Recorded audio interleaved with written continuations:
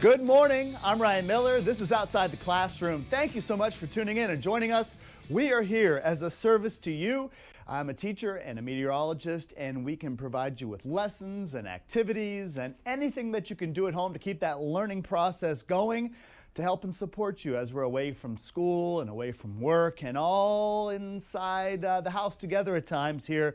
But it's nice outside, and let's get out just for a little bit, even if it's right out the front door or on the balcony of your apartment, and get some time to enjoy this nice, fine, but really cold April spring weather. Good morning once again, and thank you for joining us. It's Spirit Week here on Outside the Classroom. We have had themes of dressing up every single day, and today is School Spirit Day, and we invite you to share and show your photos with us. Show us your school spirit wherever or whatever your school is. We dressed up yesterday, had my tuxedo on. We were able to put some tie-dye on here on Wednesday. We got our jerseys out on Thursday. Tuesday, and then Monday, we started it out in our pajamas. So it's School Spirit Day, and let's take a look at some photos that were sent to us. I have a couple of them to share with you. This is Claire Peters, one of the assistant principals, and awesome assistant principals at Washington Liberty High School, dressing up for yesterday. Thank you, Claire, for sending that in. We've got a couple others. This is Stephen Brown, actually, in Washington, D.C., sporting his fancy clothes for Dress Up Thursday. Looking very dapper there, Mr. Brown. And I can see you've got your colors on there and looking good. Mr. Gillis sent us this photograph. We have Warren Gillis, a friend of mine and a colleague that I teach with, showing some of his spirit and his tie-dye. Thank you, Mr. Gillis, for doing that. And then also, we have a few other photos that we'd like to share in just a little while with you all of the wonderful and great things that you're doing at home. We're here again. Let's show each other what we're doing. Let's provide each other with a service and an activity. And we are here for you and Outside the Classroom. So today we're going to continue with that theme of relationships as well. We've been looking at relationships in science and in math and life and dealing with things at home. But I did want to invite one other special guest, a birthday girl, tomorrow onto the camera here to help us initiate the Spirit Week Day of School Spirit. And my daughter Kennedy is going to come on. This microphone is not on, by the way, in the control room, so Glenn, don't worry, or any of the folks that are wonderfully helping us out here back at the studios, don't worry, this is not on, but it is on. And Kennedy is going to sing her School Spirit song. Kennedy, take it away. McKinley School is #1. Here we have a lot of fun. Student teachers all agree that learning is for you and me. Green and white, green and white. Our colors white, our colors white. They are such a pretty, pretty sight. Gather friends from east to west. Hooray, McKinley, you're the best ta-ta-ta. Thank you so much. School Spirit, McKinley Elementary style. Thank you, sweetie. Appreciate it. And we're going to continue looking at school spirit themes today. Send us your photos. We are at WJLA.com/chime in. That's a great way to share us your videos and your pictures and activities and anything that you're doing. Let's take a look at some of the things that have been sent to us on Chime In. Kathy Nowak, she is a teacher in the Manassas City Schools.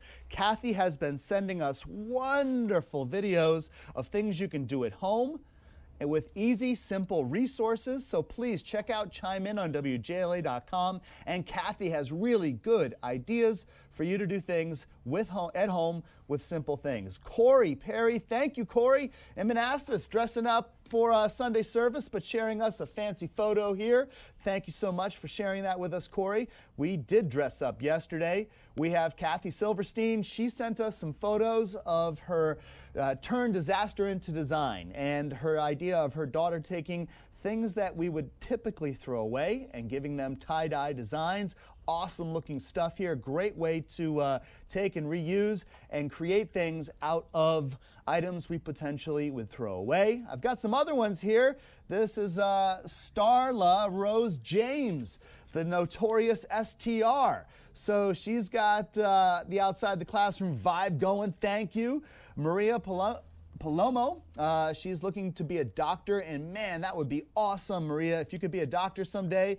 Well, the doctors and nurses that are so courageous right now and helping everybody out here, maybe you could add to those ranks. And my mom's a nurse and my hero. That's from Les Greenberg in Marriottsville, Maryland. So thank you, Les. And I had one other dress up. This is Kim Davis. I work with Kim at Washington Liberty High School. She is an assistant principal, an awesome boss. And she has shared us her dress up day yesterday photograph. Thank you, Kim, for sending that to us. And please, let us connect with you in any way we can and try our best here to provide you with some resources. We're going to look at some really cool stuff here today. We got out the cardboard, the tape, and a couple cups. This is an activity that my sister-in-law Sarah was kind enough to share with me. She's an architect, and I think it's a great way to combine some math with other things that are happening or with things that we're just going to be throwing out. So we're going to keep that idea going as well. And remember, we can always try to do some educational best practices with the things we're doing with our kids at home. We want to try and ask them about the activities and see if if your kids have any prior knowledge that they can bring to the activity and the table. That will enhance the learning process. And we want to make learning active. So that's another possibility here or thing that you should consider when we're doing things at home.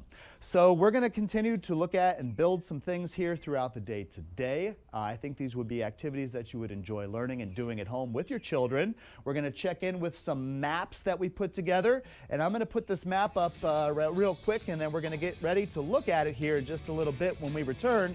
But let's check out a cool photograph that came from my neighbor's yard. Beautiful tulip showing up, glorious looking tulip actually, and a great way to use nature to put a smile on your face.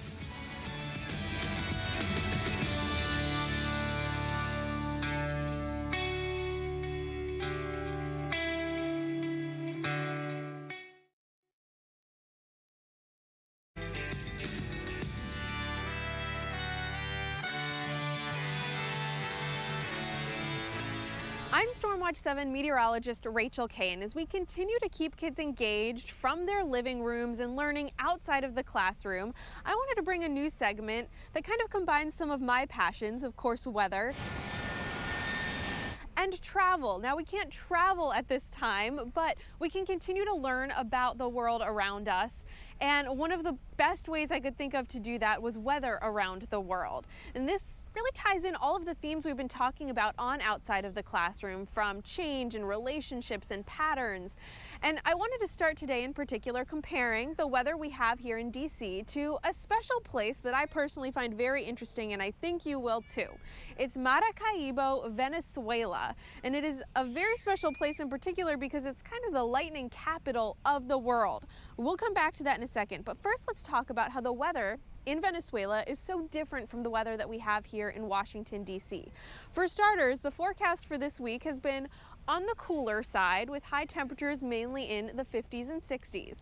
I checked the forecast for Maracaibo, Venezuela, and they have been in the upper 80s all week, of course, with several chances of storms as well. But in terms of the heat, it's much warmer. In terms of the humidity, it's a dramatic difference. Average dew points for April are in the mid-70s there. That's something that we'll see a few days in the summer, and it's where we start to talk about the humidity feeling oppressive. So yes, the climate there is a tropical climate where they have two seasons, really just a wet season and a dry season. Of course, here in DC, we get all four seasons. We're in the midst of spring with some beautiful blossoms. The cherry blossoms just passed and new trees being added to the mix, adding a little bit of color, which I think we all need right now, don't we? Now let's talk about the lightning down in Venezuela. It has a special name, and I encourage you to look this up and find more videos and photos on your own as well. It's the Catatumbo lightning. It's named for the river that meets Lake Maracaibo, and it's kind of the area where the lightning storms become so intense. And again, this is 300 days a year. It's one of the most regularly and predictable lightning shows on Earth. In fact, it does draw some tourists as well. Now, there are a lot of theories on why this lightning is so regular in the area. And some of the theories, you know, it's hard to test, it's hard to prove. There are still so many things we don't know about lightning. But there is a NASA report that I can get on board with here, and it explains how there's a north breeze that's coming over the lake, picking up moisture, warm water there, and then it's hitting mountains that are just to the south of the lake, and mountains force that air to rise. And as the air rises, that's uplift, that's convection. That's typically how we get storms. This is even more intense because of the cool air on the mountains. There are actually even ice crystals. Despite the fact that this is a tropical climate, there are ice crystals in the air above the mountains. And so when the warm air meets the cool air and that moisture collides, it creates friction. And friction is what causes the lightning there. So there's a lot going on. And in particular, with this north breeze, it's been found to happen at almost the same time every day. So that's why we have that reliable lightning storm. And NASA has a picture where they kind of demonstrate the Maracaibo Basin nocturnal low-level jet. It's a big word for the north breeze that happens just about every day there. So it's a lot of fun to maybe look up some of these images, learn about weather in different places around the world and how it's different from what we're seeing right here at home. Next time we get a chance to check in, I'm going to take you to a very different weather-related spot. From the storms to a more dry heat, we're going to take a look at Death Valley. And if you have any questions or anywhere that you want to learn about weather, whether it's here in the U.S. or anywhere in the world, please send me your questions. You can do that on Facebook. I'm meteorologist Rachel K on Twitter, Rachel KWX, or you can send me an email. It's rkaye@wjla.com.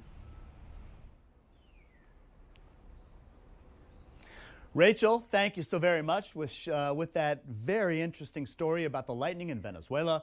And there are so many relationships relative to the weather. I'm a meteorologist, Rachel's a meteorologist, and these relationships are so important because one of the reasons we both became meteorologists is to help protect people when weather can become dangerous. So lots of relationships there. Thank you so much, Rachel. We do have Venezuela up here. If you are looking for a resource at home, arcgis.com, you can use this resource to look at and try to keep track of things all related to geography here on the map. We have also created an outside the classroom map. If you search for ABC7 outside the classroom in the arcgis.com system, you're going to find a map that's been made. You can share your data with us, the weather conditions that you have all around where you live. Folks have been sharing with us, and we really appreciate that. Directions for how to do this are on the Outside the Classroom website, WJLA.com.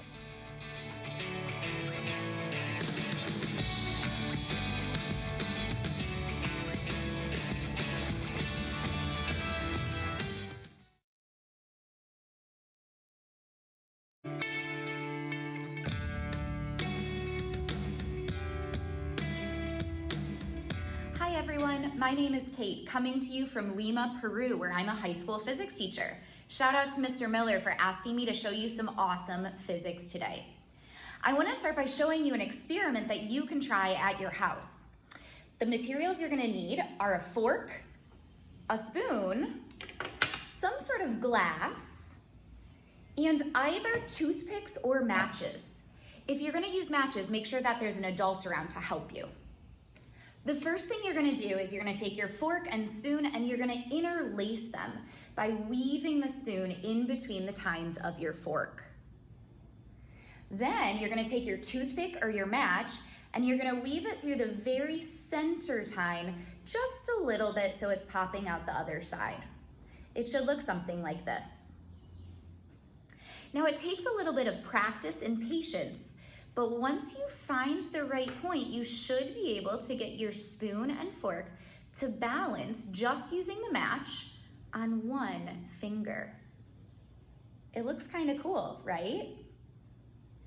Now, if you take that same balance point and instead try to make it balance on the side of a glass. Again, it takes a little bit of patience and a little bit of practice, so hang in there if you don't get it right away.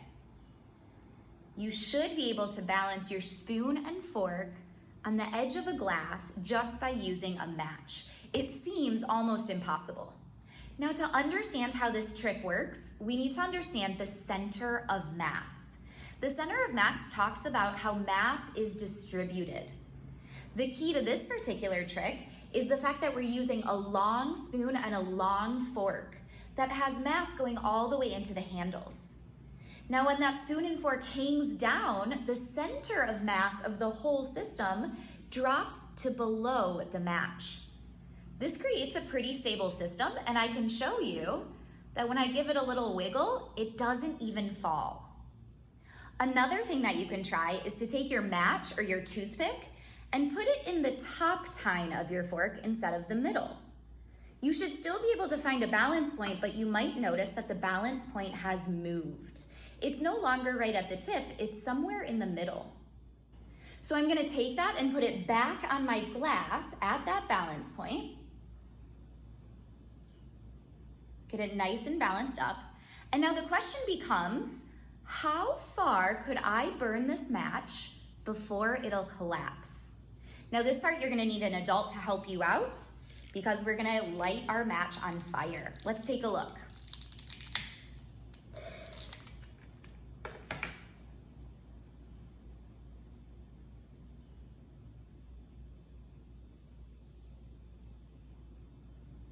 Oh, it's almost to the edge of the glass. It's still burning strong. And it's just reached the edge of the glass and my flame has gone out. The inside, the part of the match that I just lit, is no longer attached. And now my fork and spoon are balanced on half a match on the side of the glass. I'd encourage you to try this at home and see what variations you can get to work and what variations just don't work at all. I wonder if it's possible with 2 forks connected, or with a knife somehow, or with other objects I could find around my house. Does the type of glass make a difference? What if I used a drinking glass? That's for you to find out on your own. Thanks for joining me for this week's physics. That was Kate Miller in Peru. Thank you, Kate, for sharing that video and that activity that you can do at home easily with just a few things from around the house or around the apartment. Here's another activity that you could potentially do. It's an idea looking at launch angles and the distance. I have a tube that I recycled and reused here. This tube is from some wrapping paper. I made a cut in the tube, and I'll bring this a little bit closer so that you can see. I made a little cut in the tube. I attached a rubber band that I ended up cutting in half, and then you can take and load any type of object. This is a ping pong ball, and you can use it to shoot the ping pong ball out and launch the ping pong ball. One of the activities that you can do is go to outside the classroom. You can download one of the protractors that we put out here. This is the device that we use to measure angles. You could do this inside if you want to as well. Just be careful. Don't hurt your siblings or your parents here as you launch some of these objects. And you can measure the angle that you want to launch your ping pong ball from. And then you can set out maybe a ruler or a tape measure, or you can measure out a foot in 1 foot increments. You can launch the ball. Whoops, a little windy here. You can try and launch the ball. Let's just say, sorry, the wind is getting me, live TE, of course. But if you want to launch the ball and get it to work, hopefully it will, with a little more patience here. But you would probably get the point. The ball is going to shoot out, and then you can measure what's the relationship that exists between the launch angle of your ping pong ball and the distance that it travels. And you can keep track of that information and that data. You can put it into a chart, your launch angle, the distance that the ball travels, and then you can try and graph that out. And if you do, send a picture of that graph to me and let me know. Do you see a direct relationship or an inverse relationship? Does one go up and the other go down? We want to know. Please send us your photos. We'll return in just a moment.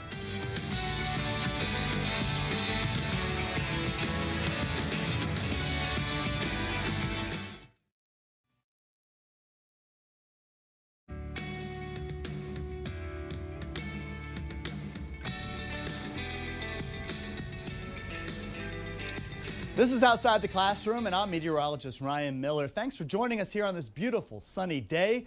I'll tell you what, we have lots of resources online. If you would like to go to WJLA.com /outside the classroom, or just simply click on that little magnifying lens that would allow you to search. You can find the Outside the Classroom website, and there are lots of resources. If you need a protractor, we got you one. If you need a ruler, we've got you one. If you want some of these activities or ideas to do some things, please check out the website. We've got plenty of resources. Now, I was trying to get this ball to launch with this launcher that I made very quickly before the show started, mind you. If you would like to not use this, or if you wanted to try and do something else, check out yesterday's show. We actually went and made a catapult out of popsicle sticks. A great way. Take that catapult, put a little tape on the end of it, and then you can launch your balls the same way, and the ping pong balls would head out. Here's another idea with simple things that we are reusing at home,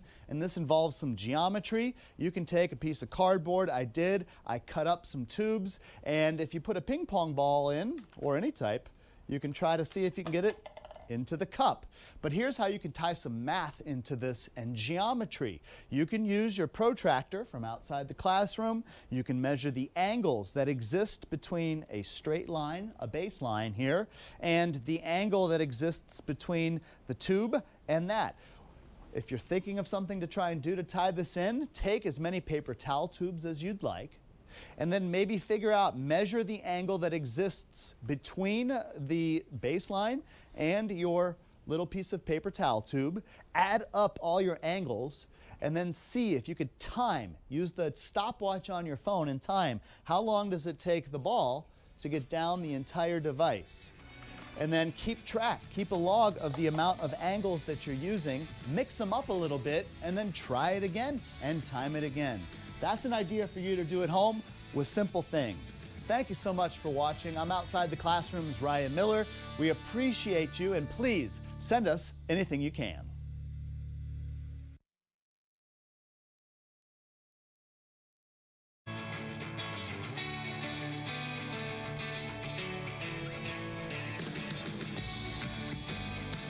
Good morning. I'm meteorologist and science teacher Ryan Miller. This is Outside the Classroom.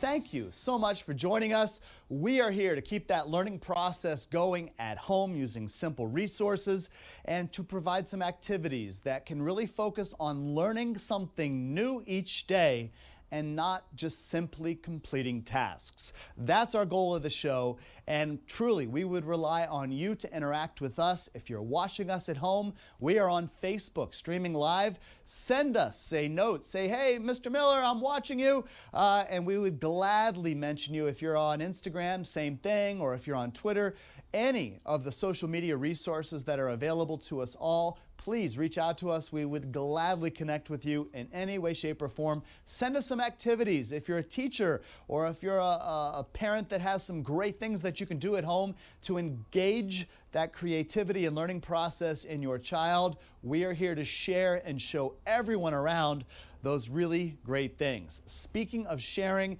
yesterday we had formal day, or dress up Thursday, as part of our Spirit Week. It's School Spirit Week today. I am wearing my school spirit. I've got my Washington Liberties shirt on, but it is just simply too cold right now to just wear that. But I did want to share one of the items that was shared with us yesterday. My dear friend Andrew Shepard. Shep sent this photograph. He dressed up yesterday looking exceptionally dapper, doing some work at home, and concentrating very hard here on something on the computer screen. And their wonderful dog, Shep's wife Katie, took this photograph, and this is their dog Griffin, looking very attentive and ready to, it looks like, pounce on the camera there. But Shep, looking good, my man. I miss you, and as I told Shep last night, I can't wait to see him and be closer than 6 feet. So Shep sent us a photograph. You can send us your photograph. Please connect with us. Outside the Classroom on WJLA.com is a wonderful resource to go to find some of the activities that we're doing.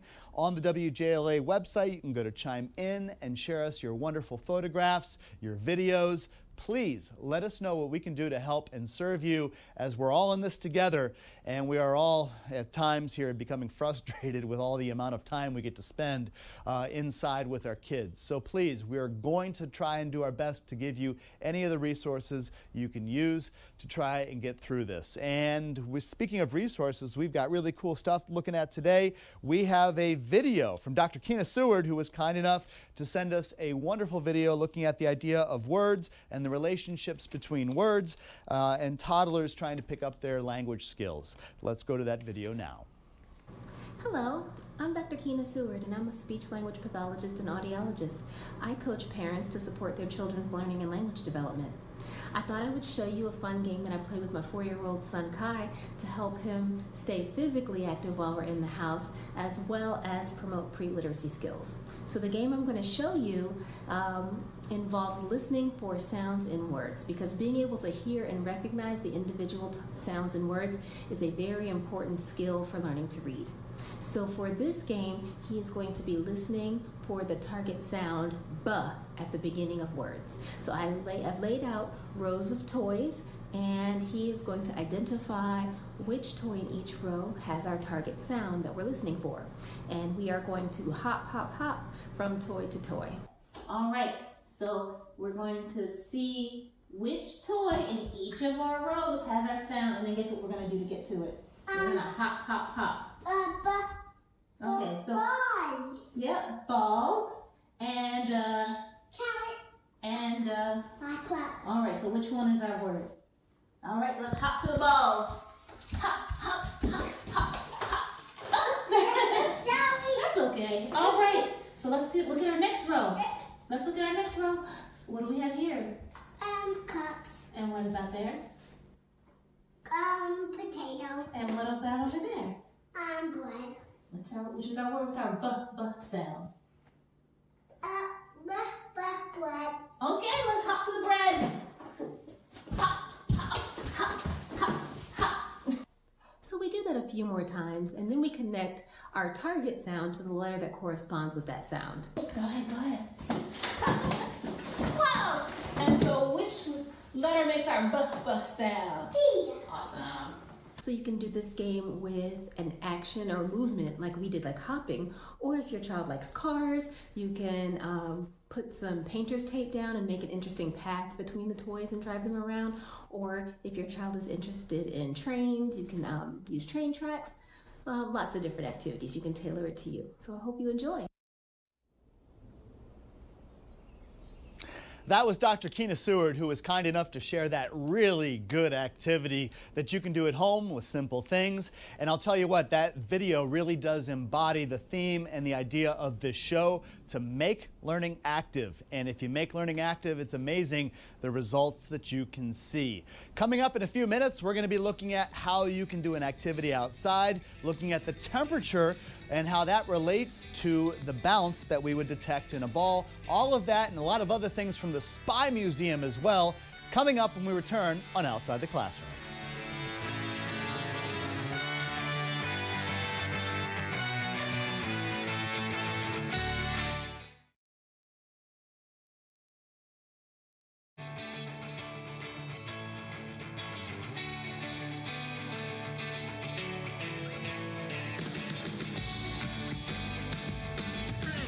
RACHAEL again from the International Spy Museum, and we're still stuck inside, but we're still talking about relationships. So I wanted to talk to you today about the relationship between letters and other letters, letters and numbers, and letters and symbols, and this is about code making and code breaking. If you remember, we had let you know that we have this speaking and code worksheet on the Spy Museum's website. You can download this, and it's a great worksheet. Spies use codes to hide their messages. What they are doing is communicating in secret.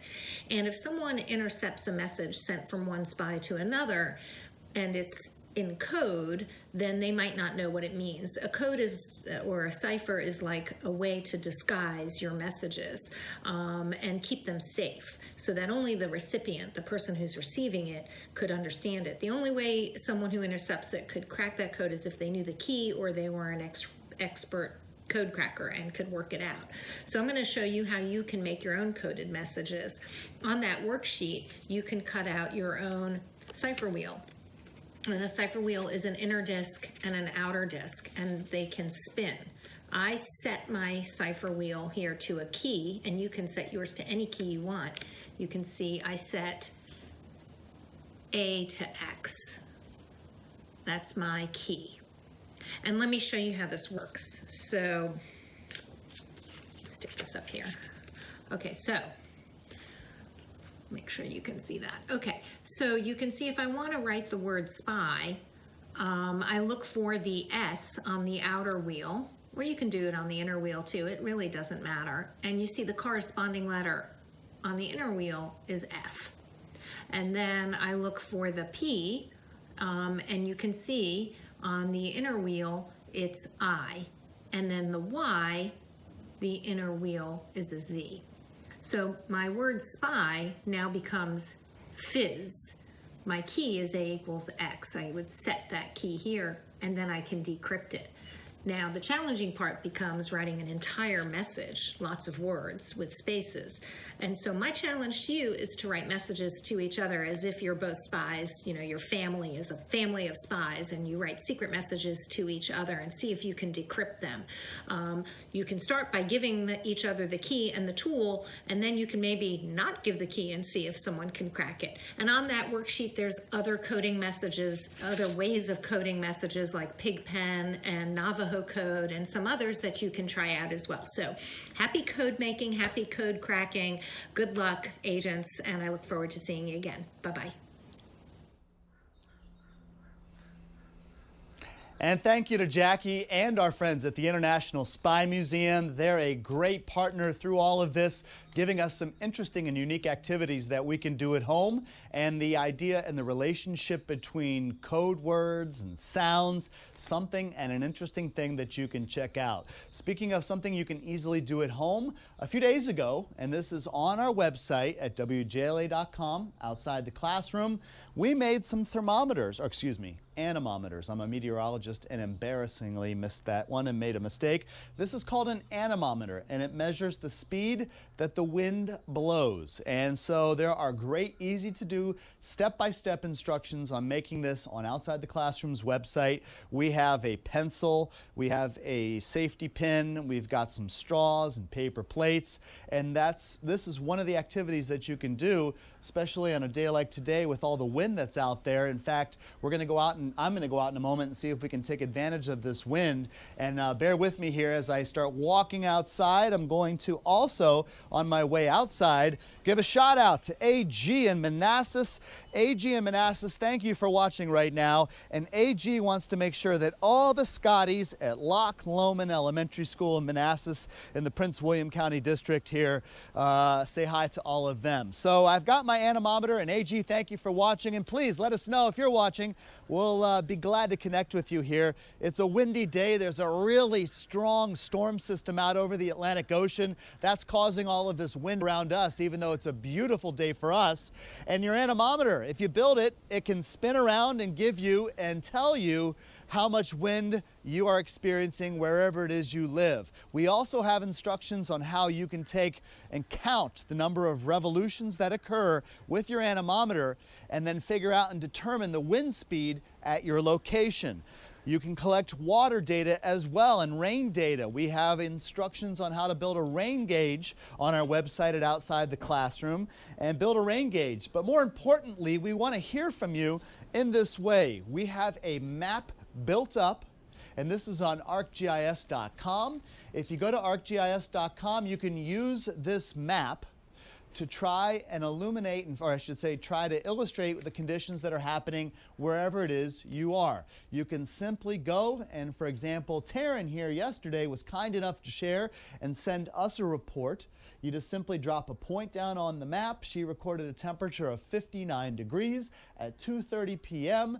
She had northwesterly winds, gusts between 10 and 15 miles per hour.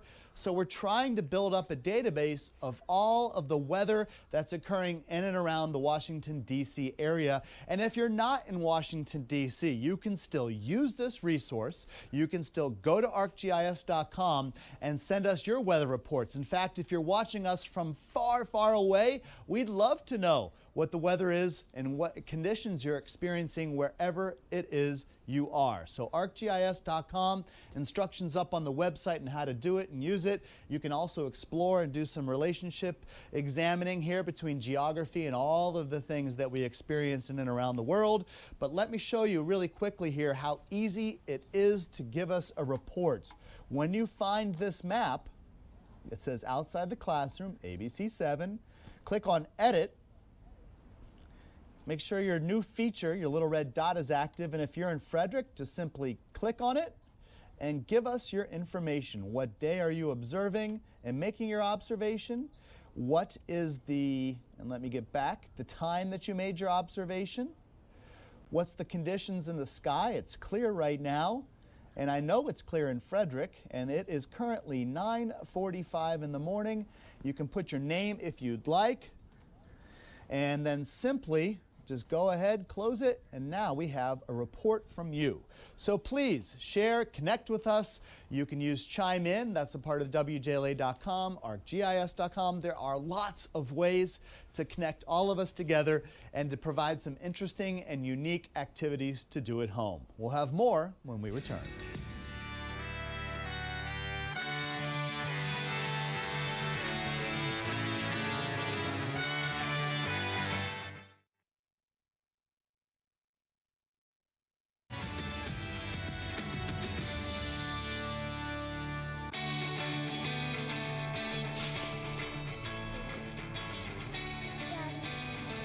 It's Outside the Classroom. I'm meteorologist Ryan Miller, science teacher as well. Thank you for joining us. We have an activity that you could do at home using very simple resources. I've got my able assistant Kennedy with me here, and this is something that you could do, and you could use your phones if you have a device that has a camera on it, and it will give you the opportunity to measure or take pictures of things in slow motion. That is an activity that you can do and include the phone. I have a meter stick, and I recognize that many of us don't have yardsticks or meter sticks. You can use a tape measure if you'd like. You can actually use any type of measuring device. We also have a ruler template on our website at WJLA.com. You can print that out and measure out segments or connect them if you want to. But here is an idea for you and an activity that involves a little bit of physics and a little bit of math. I've got one ping pong ball right now, and in a moment I'm going to need you to go inside and grab the other ping pong balls, okay? But we have a ping pong ball that has been outside, and I'm going to measure the temperature of my ping pong ball. Can you hold the ping pong ball for me? Thank you. I have a thermometer that allows me to do it, and this ping pong ball has a temperature reading of about 65 degrees or so. 62 degrees. That is the temperature of our ping pong ball. It's 62 degrees. So if you can go grab and tell Mommy the ping pong balls are in the freezer. She may not know that. So we're going to take, and it's a windy day, so this wouldn't work necessarily well outside, but it will work certainly inside if you wanted to without the wind. But I attached a little paper towel tube to try and make this as scientifically accurate as possible. And you can take a ping pong ball or any type of ball, a marble, whatever you'd like to use. If you put it in the tube, and this is a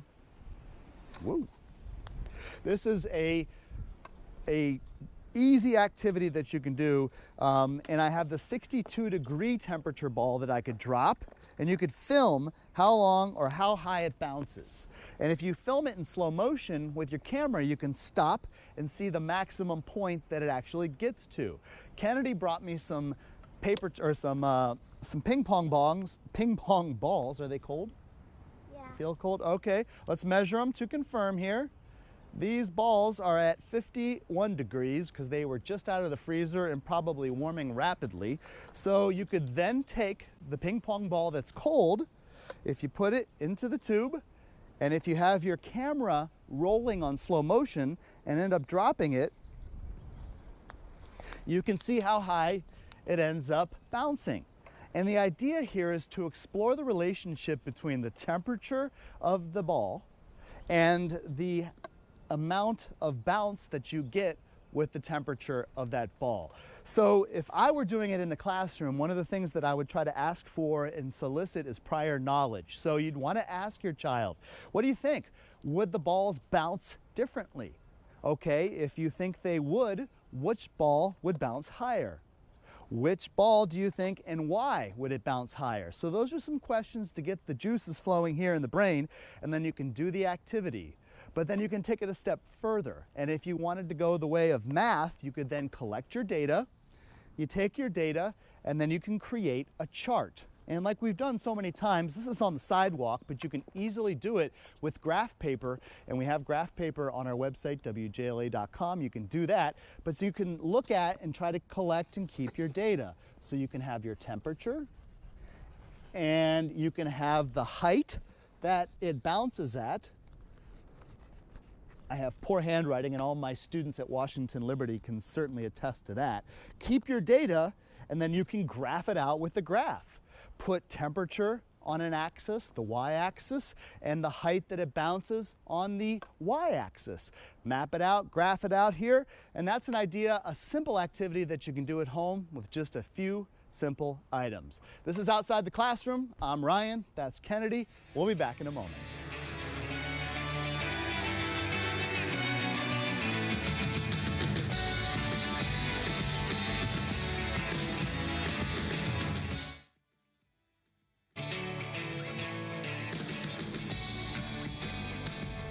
Good morning on this sunny and beautiful day. This is Outside the Classroom. I'm Ryan Miller, and we do appreciate you tuning in, and thank you from the bottom of my heart for tuning in and watching us. We are here as a service to you to try and provide some activities, some lessons, to keep that learning process going when we are away from the classroom, and we're here as a resource. Please let us know how we can help if you need some activities, if you have a question, and if you want to share some of your wonderful and brilliant ideas with us, we'd be glad to take them. There are so many different ways for you to reach out to us here, whether it's on the website for the TV station, WJLA.com, or you can look me up on Twitter, Ryan Miller _WX for weather. I'm on Instagram, Miller _weather, or any way possible. We even got some letters, some handwritten letters for some folks that were watching the station and indicating that they appreciate the things that we're doing. But really, we appreciate you, and we appreciate you tuning in, and we appreciate the fact that you're willing to share with us. And speaking of appreciation, we have Guzman that sent us a note just a moment ago to say that we are watching, he's watching, and that he is enjoying the show. So thank you, Guzman, for doing that. We really do appreciate you catching up with us and letting us know that you're out there. That certainly keeps us going. We are trying to do our best to give you activities to do at home, activities that are simple to make. If you see something that we don't do right, and let's face it here, I am really good at messing up experiments and messing up activities, but that's okay. That's part of the learning process. We tried to shoot some ping pong balls earlier today and didn't do so well. It was windy outside, but you could do it inside. If you wanted to build a catapult, I simply rigged together 2 popsicle sticks with some rubber bands. I took a piece of the sidewalk chalk that I have outside here. I stuck a little tape on the end of it. You can stick your ping pong ball to that so it's on there temporarily. Again, this probably won't work either because it's, of course, me doing this. But then you can put this down. If you wanted to measure the angle that exists between your baseline and the actual launching device, you can. Put your ping pong ball on there. Hopefully it'll stick for a moment, and then you can, come on baby, you can do it. Very typical. This is Outside the Classroom mess up your activity day here, or activity week, but you get the premise. You can shoot your ping pong ball like that, and then ultimately measure a few variables and collect and keep some data. We're here, we're gonna keep this going. Next week's theme, we're gonna switch from relationships over to the idea of change. And let's face it, we've all been dealing with change, whether it's personally, whether it's the learning process, but let us know how we can help. We're here for you. I'm Ryan Miller, and this is Outside the Classroom. We hope you have a wonderful day.